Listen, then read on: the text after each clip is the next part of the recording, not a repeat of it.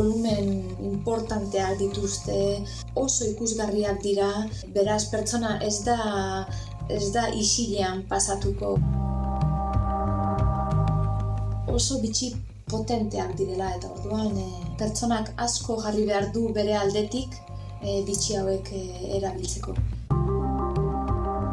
Ainhoa Estankonak 2 urte daramatza artisau bitxiak egiten Sardinian, bere gaur egungo bizitokian. Niri inguruan daukadan guztiak inspiratzen dit. Eraikuntzak, zubi bat, eskulturak, artisautzak, lorategi bat edo arbola batek. Ikusten dudan guztia formetan deskonponitzen dut. Gero nire laborategian forma berriro ikusten dut eta erabakitzen dut ze bitxi egin. Bere tailerrean pieza bakarrak eta esklusiboak egiten ditu. Bitxi bakoitza bilaketa eta ikerketa desafio bat da.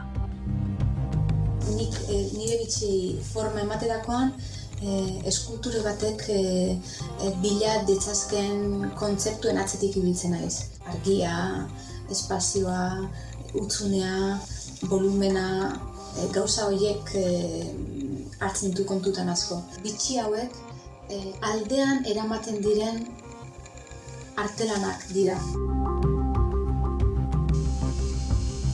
Beti gustatu izan zait asko artea, bitxigintza eta orduan erabaki nuen Florentziara joatea bitxigintza ikastera. Bertan zeuden artista garrantzitsuenak mundu guztian eskatzen zituztenak. Aukera izan genuen hainbat workshop egiteko Korbaja, Babeto, Zanella bezalako bitxigile artistek. Oso lan zaila da eta esperientzia asko akumulatu behar da bat bitxigilea dela ezateko.